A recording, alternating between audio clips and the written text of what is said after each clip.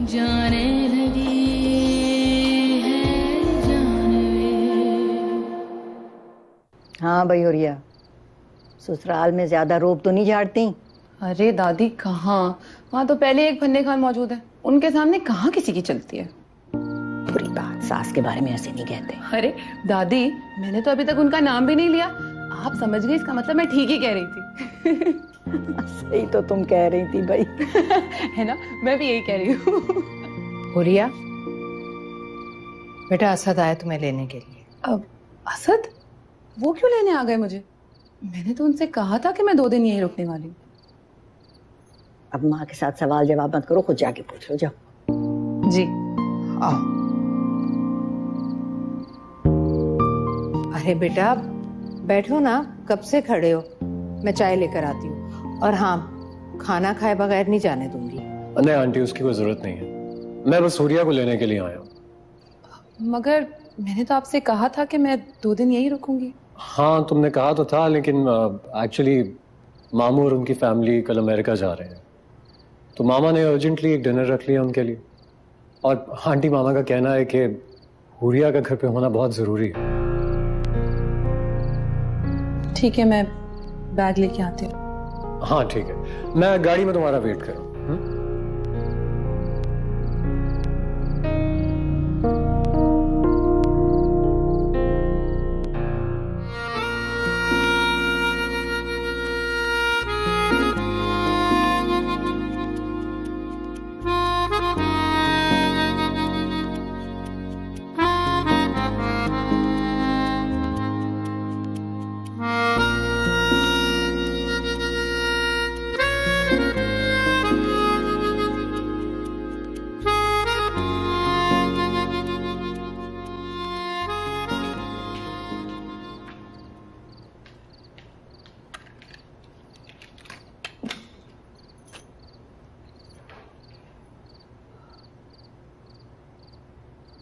हुरिया बेटा अपना मूड ठीक कर लो, असद को अच्छा नहीं लगेगा।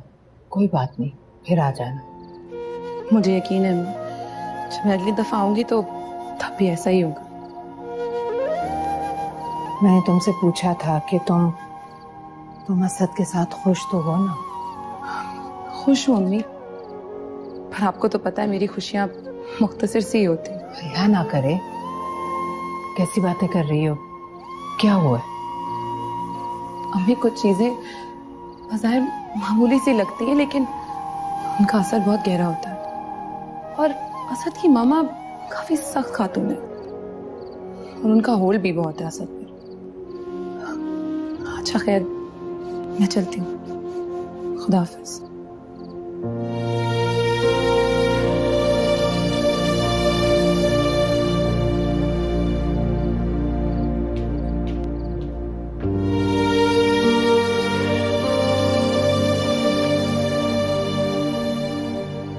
क्या हुआ मामा, यहाँ क्यों खड़ी हैं?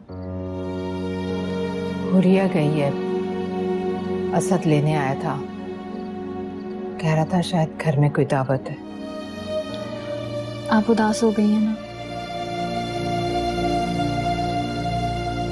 बेटियां आंगन की वो चिड़िया होती हैं जिनका रहना और जाना दोनों ही उदास कर जाता है। एक चली गई तो क्या हुआ, दूसरी तो है ना आपके पास। तुम भी जाओ, शायद जिब्रान सरमत का ड्राइवर तुम्हें पिक करने आए। अच्छा, लेकिन आप उदास तो नहीं होंगे ना? मैं चलती हूँ, खुदा हाफिज। खुदा हाफिज बेटा।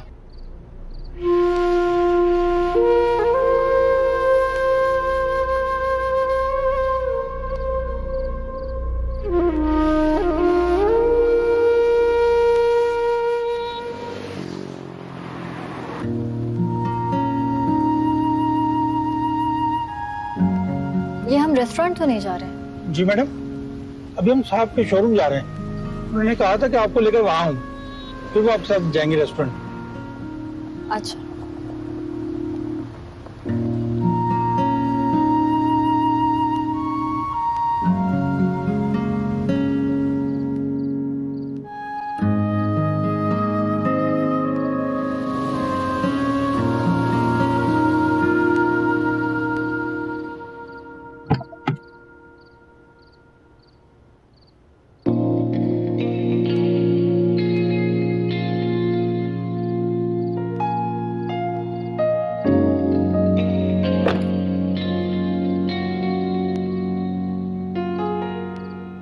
Thank you so much for coming. आपका बर्थडे था, कैसे नहीं आती? Happy birthday. That's very thoughtful of you. Thank you. You're welcome। बस मुझे एक बात समझ नहीं, आपने यहाँ क्यों बुलाया? तुम्हें अपने हर सवाल का जवाब मिल जाएगा। अंदर आओ मेरे साथ, प्लीज।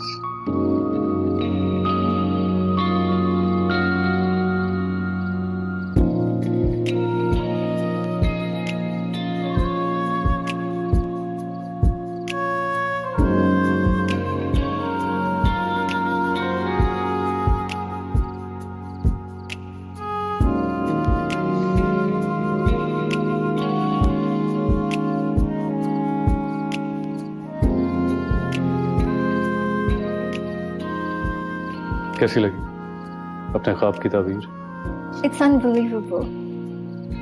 ये सब आपने? कोशिश तो की है मैंने। Wait a second।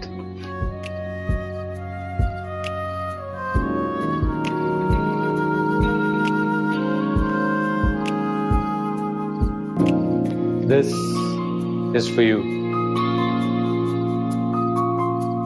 Wow, this is so beautiful। ये आपने मेरे लिए, I mean, ये आपने खुद डिजाइन की है? Absolutely, मैंने खुद बनाई है और तुम्हारे लिए बनाई है। मुझे बिल्कुल समझ नहीं आ रहा कि मैं भी आपको क्या कहूँ, but it's just beautiful। तुम्हें कुछ कहने की जरूरत नहीं है नबी। मेरे लिए ये सब कुछ बहुत बहुत नया है। ये एहसास, ये वक्त और ये लम्हा। जिंदगी इतनी बेखबर गुजरी है कि अंदाजा ही नहीं हुआ कि मोहब्बत कितना बड़ा साया है। मोहब्बत तो आपके दिल को फाका कशी से बचाती है।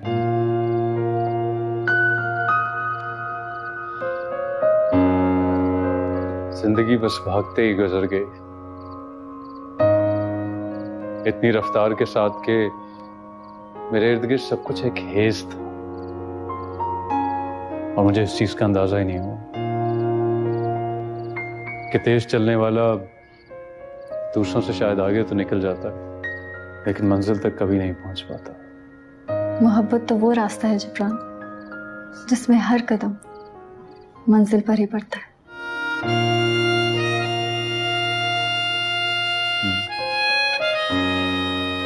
अंदाजा हो रहा है मुझे। मंजिल पे पहुंचने से शायद सफर तो खत्म हो जाता है लेकिन मुसाफरत जारी रहती है। एनीवे, निम्रा, मैं रुकना चाहता हूँ, ठहरना चाहता हूँ, सांस लेना चाहता हूँ तुम्हारे साथ।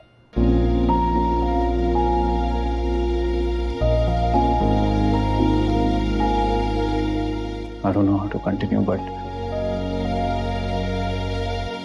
will you marry me?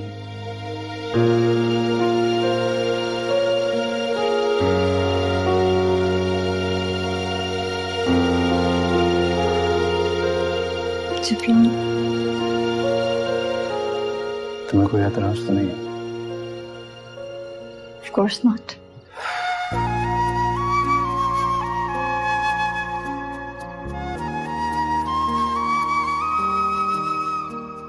काश ये वक्त यहीं पर रुक जाए। I want this moment to freeze. Let me just stop my watch. घड़ी को रोक देने से वक्त रुक नहीं जाएगा। That's right. अगर रुक जाता तो मैं आज 28 साल का ना होता। Oh no, sorry। Happy birthday again। Thank you। You're welcome।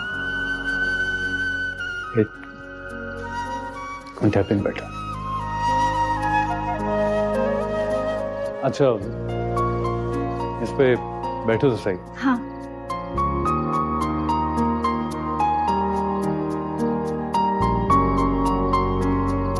How do you like? It's very comfortable।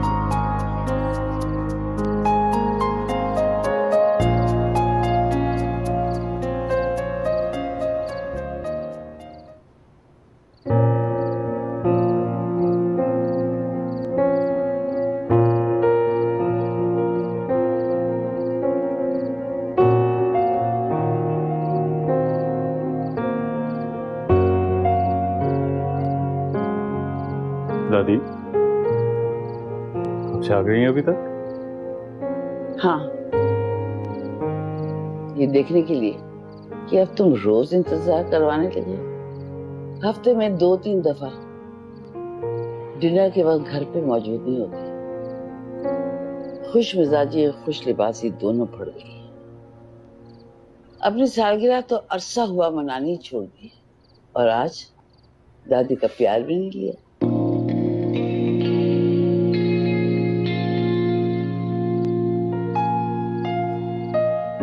I'm sorry दादी, मैं आया था आपके कमरे में शाम को, आप नमाज पढ़ी थी, मैं आपके सामने बैठा हूं ना, कर लें प्यार।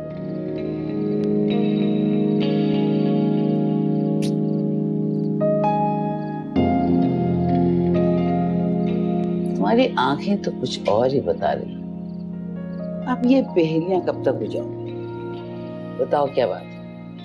बड़ी स्मार्ट है आप, मेरे बगैर कहे ही आधी बात जान गई आप। हाँ, मुझे आधी अधूरी बातें पसंद नहीं है, ये तुम अच्छी तरह जानते हो। बहुत अच्छी तरह जानता हूँ दादी। तो फिर साफ साफ बता दो, क्या कहना चाहते हो?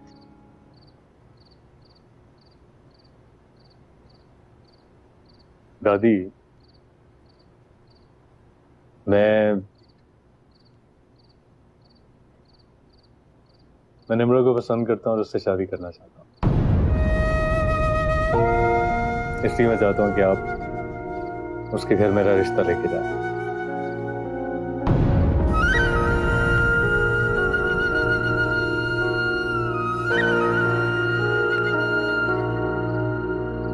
क्या हुआ दादी? अभी कुछ और होना बाकी है। मुझे उसी दिन अंदाजा लगा लेना चाहिए था कि पत्थर में जोंक लग चुकी है जब तुम उस लड़की को उस घर में लेके आए और सीधे माँ के कमरे में ले गए। दादी आप गलत समझ रही हैं, उस वक्त तो ऐसी कोई बात भी नहीं थी। मैं पहले भी तुम्हें बता चुकी हूँ कि बाल मैंने धूप में सफेद नहीं किए। पहले तुम्हारा बाप मोहब्बत में ख्वार हुआ और अब तुम ये करने जा रहे हो। दादी मेरा और पापा का मामला बिल्कुल डिफरेंट है। मैं तो सीधे साधे तरीके से शादी करना चाहता हूँ, क्या ये गलत है? नहीं, लेकिन शादी करके अपनी माँ की बेबसी और दादी की तकलीफें भूल जाओ, वो गलत हो। शादी तुम्हारे पैर की बेड़ियां बन जाएंगी और तुम भूल जाओगे कि तुमने अपने बाप के कातिल से इंतकाम लेना है। ये घर, खानदान, बीवी, बच्चे सब तुम्हें रोक लेंगी और तुम्हें ये भी याद नहीं रहेगा जिब्रान कि 23 साल तक मैंने तुम्हें क्या क्या सिखाया है।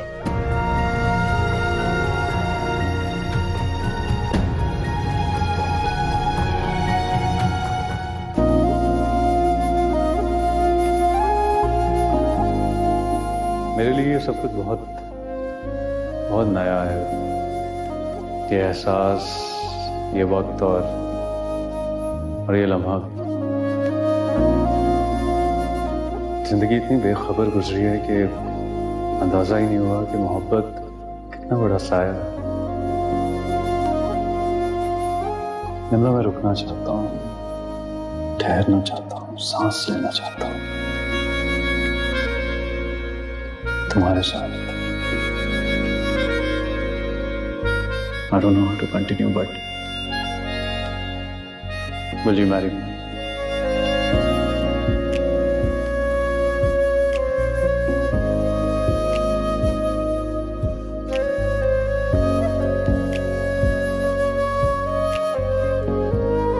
अपनी आंखों को देखो, सिवाय इस लड़की की किसी चीज का अक्स नजर नहीं आ रहा।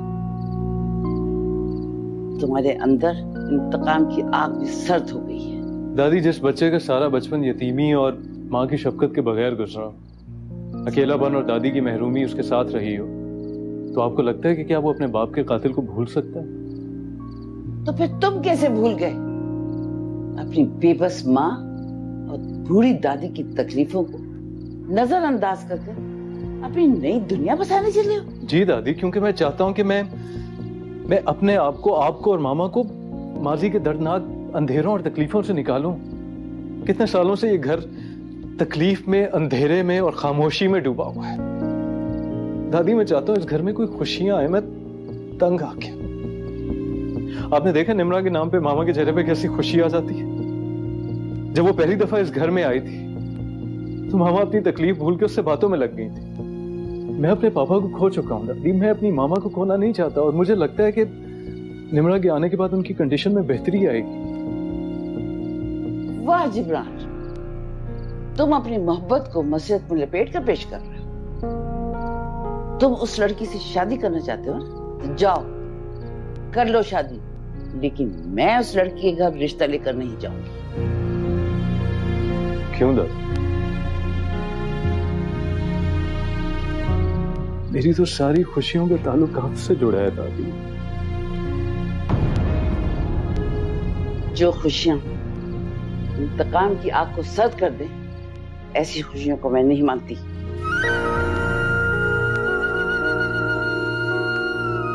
नजमा, नजमा।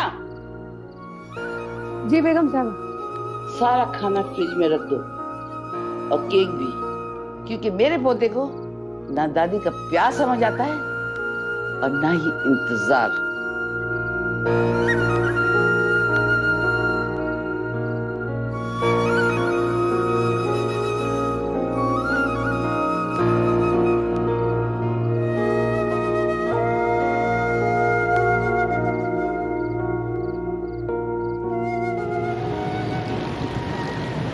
कौन है बेटा? फाखरा मार्केट से आ गई? नहीं दादू, मामा नहीं आई अभी। जिब्रान के ऑफिस से एक आदमी आया था, उन्होंने ये चेयर गिफ्ट में भिजवाई है और उन्होंने ये खुद बनाई है। वाकई? वाह, अरे मुझे नहीं पता था कि जिब्रान इतना आला तरखान भी है। वो सिर्फ एक अच्छा तरखान नहीं, वो एक ट्रेंड सेटर है। वो अपने हर फर्नीचर के डिजाइन की पहली कॉपी खुद बनाते हैं। आप इधर आइए, आप इस पे बैठ के देखिए कि ये कितनी कंफर्टेबल है।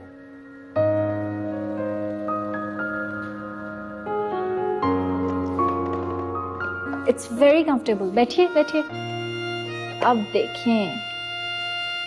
अरे हाँ, वाकई तो बहुत आरामदेह कुर्सी है भाई। वाह माशाल्लाह, बहुत अच्छा बच्चा है, बहुत समझदार है। तो उसने तो पहली मुलाकात में दिल में घर कर लिया। और उस समझदार बच्चे ने मुझसे कुछ कहा है जो मैं आपके साथ शेयर करना चाहती हूँ। बोलो। वो जिब्रान अपनी दादू को हमारे घर लाना चाहता है रिश्ते के लिए। आपको कोई एतराज तो नहीं? वाकई तुम सच कह रही हो? जी। ये तो बहुत खुशी की बात है बेटा। फाखरा को बताऊंगी, वो भी बहुत खुश होगी। एहसन की दोनों बच्चियां अपने घरों में सुखी रहें, इससे ज्यादा और खुशी की बात क्या होगी। आप ठीक कह रही हैं दादू, लेकिन मैं चाहती हूँ अभी आप मामा को कुछ ना बताएं। एटलीस्ट जब तक जिब्रान अपनी दादू को हमारे घर नहीं ले आता। ठीक है बेटा, जैसे तुम चाहोगी वैसा ही होगा। थैंक यू दादू। जीती रहो बेटा, खुश रहो, मेरी तो यही दुआ है।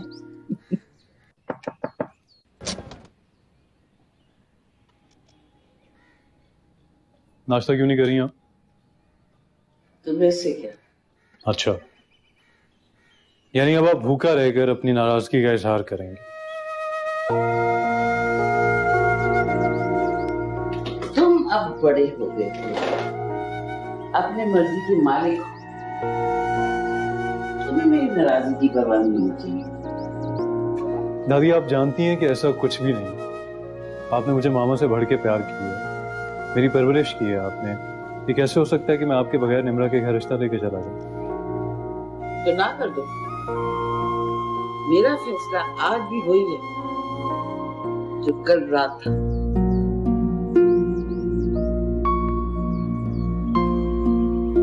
आपको क्या लगता है मैं उस शख्स को भूल चुका हूं? मैं एक लम्हे के लिए भी उस आदमी को नहीं भूला।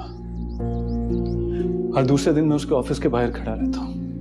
वो कब आता है, वो कब जाता है, मुझे सब का पता है। अगर मैं चाहूं तो खामोशी से उसको कत्ल कर दूं, जिस तरह उसने मेरे बाप को मारा था। लेकिन क्या होगा? वो तो एक लम्हे में मर जाएगा। जो इतने सालों की मेरे अंदर आग है वो कौन बुझाएगा? मैं चाहता हूँ वो लम्हा लम्हा जिए और लम्हा लम्हा मरे, ताकि उसे अंदाजा हो कि जिंदगी होती क्या है। लेकिन अफसोस तो ये है कि 2 बार केस रीओपन करवाया और कोई गवाह ना होने की वजह से केस क्लोज हो गया। अविश मामा ठीक होती तो कब का फैसला हो चुका होता। एनीवे, मैं नजमा भी को भिजवा रहा हूं, आप प्लीज नाश्ता कीजिए।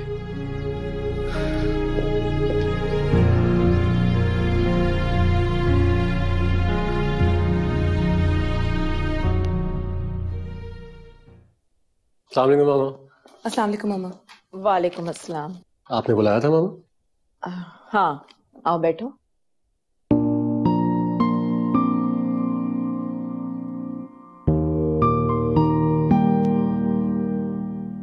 ये तुम दोनों की शादी का तोहफा, सिंगापुर के रिटर्न टिकट्स, तुम लोगों के हनीमून के लिए। थैंक यू सो मच मामा, लेकिन इसकी क्या जरूरत थी? माँ हूँ तुम्हारी खुशी का ख्याल मैं नहीं रखूंगी तो और कौन रखेगा? और वैसे भी शादी के बाद मियाँ बीवी को कुछ टाइम एक साथ गुजारना चाहिए, इससे आपस में अंडरस्टैंडिंग बढ़ती है। थैंक यू मामा। माँ को औलाद के थैंक्स की जरूरत नहीं होती। अच्छा, अब जाओ, जाकर अपनी पैकिंग करो, रात की फ्लाइट है। जी। और हाँ, ट्रिप 3 दिन से ज्यादा का नहीं है। चौथे दिन तुम दोनों को हर हाल में यहाँ मौजूद होना है, क्योंकि अभी शादी की काफी दावतें भी बाकी हैं और फिर हुरिया को करीबी रिश्तेदारों से भी तो मिलवाना है ना। जी मामा, we completely understand. Thank you.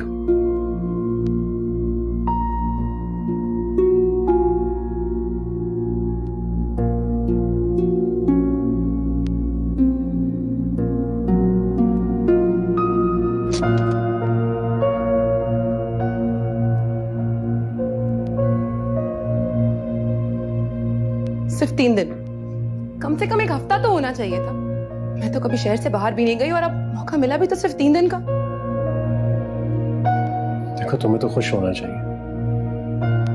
तुम्हारी सास तुम्हारा हनीमून प्लान कर रही है ना। आम घरों में तो सासें शादी के अगले दिन ही अपनी बहुओं को काम पर लगा देती हैं। वो तो ठीक है, लेकिन कम से कम वापसी भी तो हमारी मर्जी से होनी चाहिए थी ना। वैसे भी हनीमून तो पर्सनल मैटर होता है, इसे प्लान करने का हक भी हमारा था। हुरिया, मेरी जिंदगी में कुछ भी पर्सनल नहीं है। मेरे हर मामले पर मामा का हक है।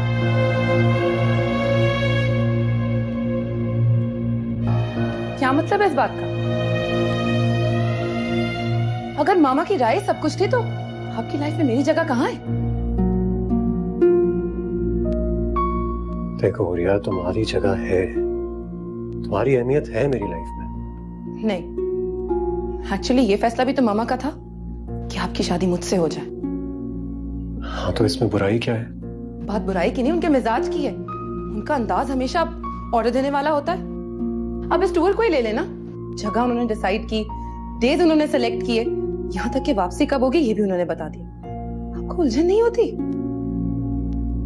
उलझन होती तो शायद आज तुम यहाँ ना होती। तो फिर कौन होता? शायद आप निम्रा का नाम लेना चाहते थे।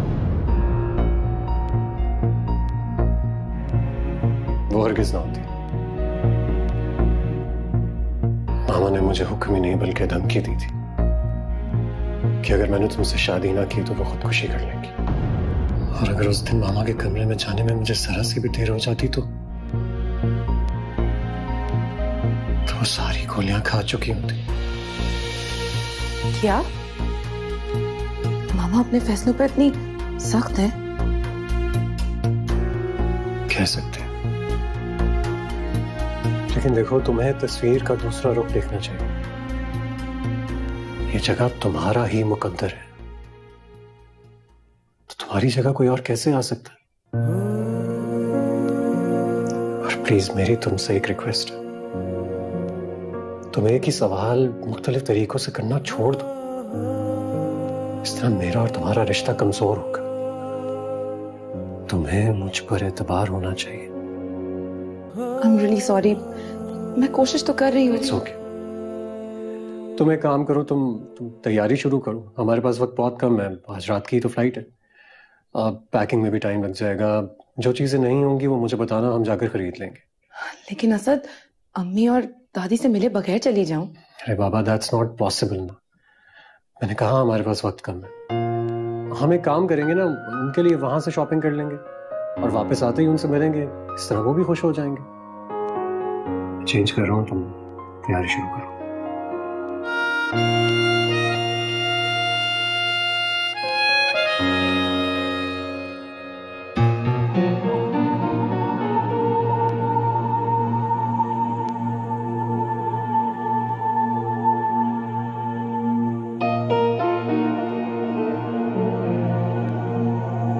माफ करना बेटा,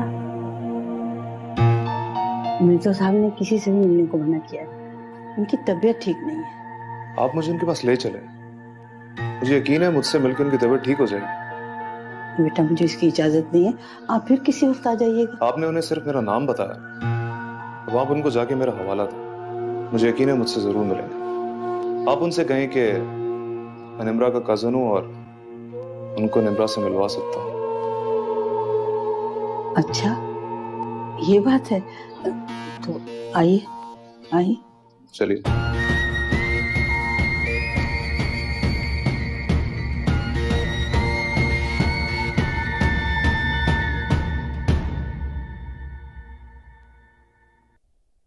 मिर्जा साहब। बुआ, मैं कह चुका ना मैं किसी से नहीं मिलना चाहता, क्यों बार बार मुझे डिस्टर्ब कर रही हैं आप? मैं जानती हूँ, लेकिन आप मुलाकाती से मिलेंगे तो बहुत खुश होंगे। अस्सलाम वालेकुम। ये इब्राहिम मंसूर हैं, निम्रा के कजन, और निम्रा इन्हीं के घर में रहती हैं। आओ ना, आओ आओ आओ, बैठो।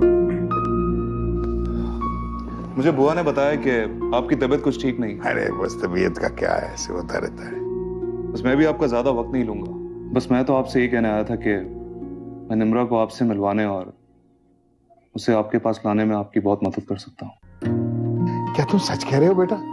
तुम वाकई मुझे निम्रा से मिलवा दोगे? जी सर, मैं आपको उससे मिलवा सकता हूँ।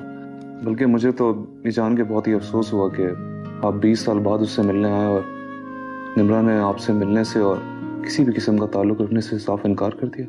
देखो बेटा, गलती उसकी नहीं है, कसूरवार मैं ही हूँ। लेकिन अगर तुम मुझे निम्रा से मिलवा दो, मेरे बच्चे को यहाँ ले आओ, तुम जो कहोगे ना मैं तुम्हें दूंगा। जितने पैसे तुम्हें चाहिए मैं तुम्हें पैसे दूंगा। तुम एक दफा मेरी बिटिया को यहाँ ले आओ। अरे नहीं सर, ये सब मैं पैसों के लिए थोड़ी कर रहा हूँ। मैंने तो अभी अपनी शॉप बेची और बिजनेस स्टार्ट किया, बस मेहनत और कोशिश से बात बनी जाएगी। और रही बात निम्रा की, तो वो तो इंशाल्लाह आपके पास आई जाएगी, लेकिन आपको वैसे ही करना पड़ेगा जैसा मैं कहूँगा। हाँ, जैसा तुम कहोगे मैं वैसे ही करूंगा। बेटे तुम इतनी बड़ी खुशखबरी लेकर आए हो मेरे इस घर में। बुआ जरा वो मेरा बैग पकड़ाएं।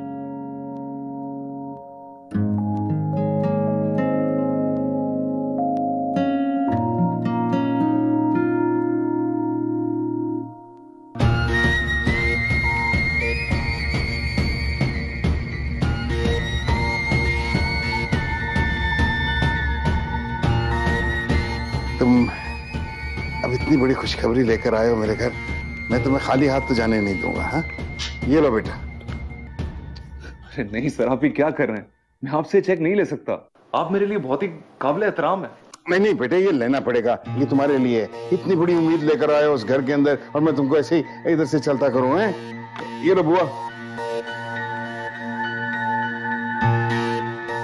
सर इंशाल्लाह निम्रा आपके पास जरूर आएगी। इंशाल्लाह इंशाल्लाह।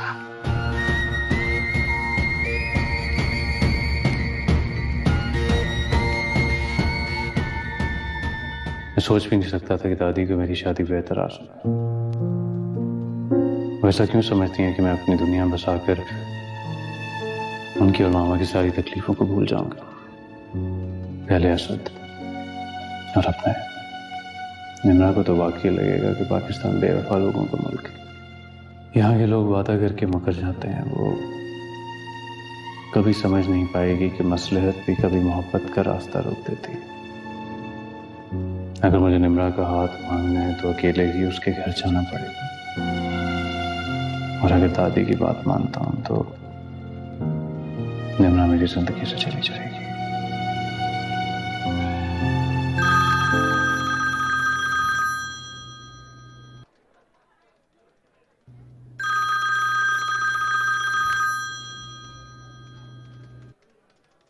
हाँ निम्रा, कैसी हो? मैं ठीक हूँ। आपके गिफ्ट का थैंक्स कहने के लिए कॉल की थी। थैंक्स तो गैरों को कहा जाता है, अपनों को नहीं। नहीं, मुझे लगता है कि अपनों को थैंक्स की ज्यादा जरूरत होती है। उन्हें ये बताया जाए कि वो हमारे लिए कितने इम्पोर्टेंट, और उनका मौजूद होना ही किसी शुक्र से कम नहीं। बात तो बहुत गहरी की है तुमने। अभी उसी चेयर पे बैठ के कॉफी पी रही हूँ और पापा की गुर्बत को महसूस कर रही हूँ। ये एहसास इतना खूबसूरत है कि मेरा जी चाहा कि मैं आपको थैंक्स बोलूं। प्लेजर। अच्छा, वैसे मैंने दादू को बता दिया है कि आप अपनी दादी के साथ किसी दिन हमारे घर आएंगे। हाँ। अच्छा निम्रा, मेरे क्लाइंट आए हैं मीटिंग के लिए, सो मैं तुम्हें थोड़ी देर में कॉल बैक करूं? ओह, नो प्रॉब्लम, हम बाद में बात कर लेंगे। Take care, bye. बाय।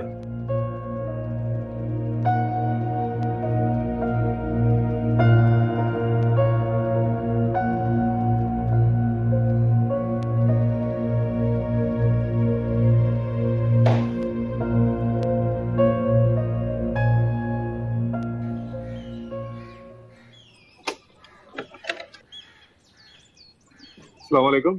वालेकुम सलाम। गेट को छोड़ो और तुम मेरे साथ आओ। अरे क्या हुआ? इधर आओ मेरे पास। खींच क्यों रही है? अंदर ही आऊंगा, हाथ छोड़े। अरे अगर शुरू से तुम्हारा हाथ इस तरह से खींचा होता ना, आज मुझे ये दिन न देखना पड़ता।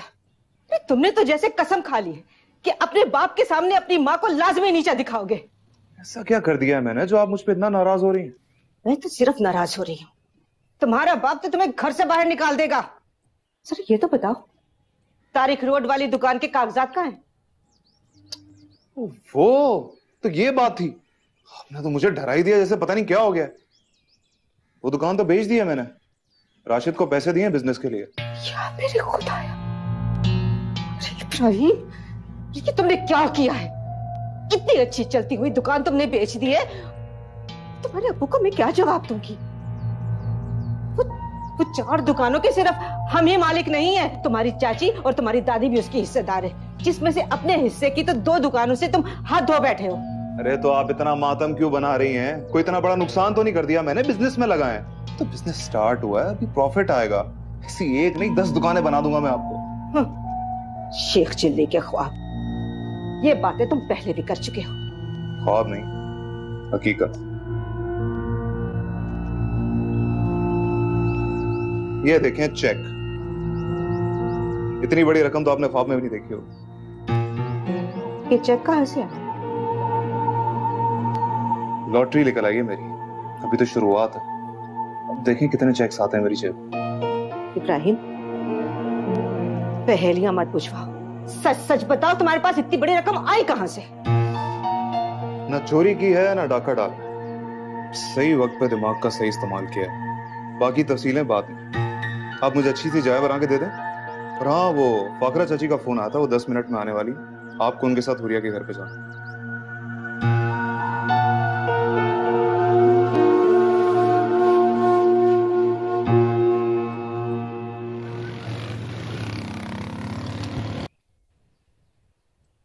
आज पहली बार असद का घर तफसील से देखा है। सच कहती हूँ फाखरा, रिश्ते से लेकर शादी तक भाई तुमने खूब राजदारी बरती है, एक बार भी असद के घर नहीं लाई। अल्लाह का शुक्र है हमारे घर में सब कुछ है। अरे आज भी अगर मुझे दावत ना देनी होती तो तुम थोड़ी लाती मुझे। ऐसी बात नहीं है हिना भाभी, मोहसिन भाई को तो शुरू से ही हर मामले में साथ रखा था। अरे रहनी भी दो, क्या मैं अम्मा जान की सियासत को नहीं जानती? जिस बात को राज में रखना होता है वो मोहसिन को कहती है, और जिस बात का पूरे खानदान में ढंढोरा पीटना हो वो मुझसे कहती है। अरे माशाल्लाह, आज तो बड़े बड़े लोग आए हुए हैं। अस्सलाम वालेकुम। वालेकुम सलाम। अब प्लीज आप लोग बैठिए ना। अरे हम कहाँ बड़े लोग मिसेस या, हाँ बस रुपए पैसे में कुछ कम है, लेकिन खानदानी वजहदारी जरूर है। ब्याही बेटियों के घर हम बिला वजह जाना पसंद नहीं करते। ये तो आपने बिल्कुल ठीक कहा। हिना भाभी खाने की दावत देने आई हैं आपको। हाँ देखिए, ये बात तो मैं फोन पर भी कर सकती थी, लेकिन समध्याने को फोन पर दावत देना मुझे मुनासिब नहीं लगा। तो इतवार की रात को आप, असद और हुरिया मेरे घर दावत पर आए। आपका बहुत बहुत शुक्रिया कि आप खुद चलकर दावत देने आई हैं, लेकिन मैं माजरत चाहूंगी क्योंकि इस इतवार को मुमकिन नहीं है। दरअसल हुरिया और असद आज रात की फ्लाइट से सिंगापुर जा रहे हैं। क्या? लेकिन हुरिया ने तो मुझसे इसका जिक्र नहीं किया। वो पहली बार मुल्क से बाहर जा रही है ना, इस खुशी में भूल गई होगी। असद और हुरिया दोनों गए मॉल तक, कुछ चीजें रह गई थी वो खरीदने के लिए, बस आते ही होंगे। यानी कि मैं दावत कैंसिल समझूं? अरे मैं तो बहुत खुश हो रही थी कि आप इसी बहाने मेरे घर ही तशरीफ लाएंगी। नहीं नहीं, बिल्कुल कैंसिल नहीं कीजिए, बस 2-3 रोज में वो वापस आ जाएंगे तो दावत रख लीजिएगा। हुरिया तो बहुत खुश होगी ना, बाप की दूरी की वजह से वो कभी शहर से बाहर नहीं गई। मैंने और मौसम ने ताया ताई की हैसियत से उसका बहुत ख्याल रखा है, लेकिन है तो लड़की जात, एक हद से आगे जाने की इजाजत नहीं दी। इसीलिए तो मैंने अमेरिका की लड़की को छोड़कर आपके घर रिश्ता किया है। अब हुरिया का भी फर्ज है कि इस घर को अपना घर समझे। जी जी भाभी, इंशाल्लाह हुरिया आपको शिकायत का मौका नहीं देगी। मुझे भी पूरी उम्मीद है, मेरा फरमाबरदार बेटा बेहतरीन बीवी डिजर्व करता है। आप लोग बैठे, मैं जरा चाय का कहती हूँ।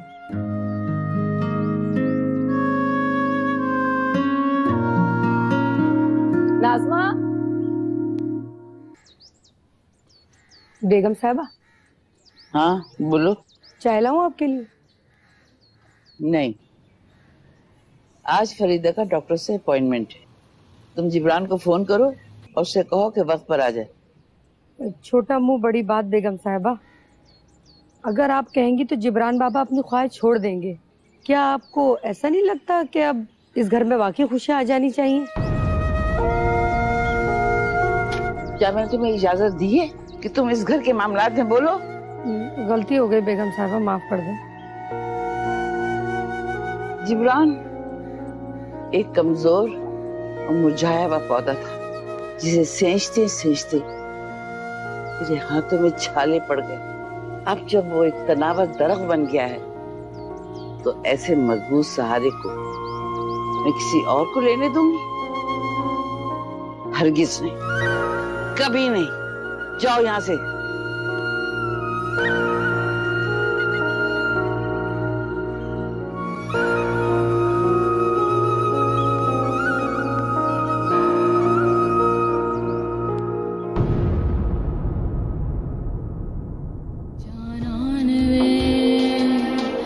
जाने लगी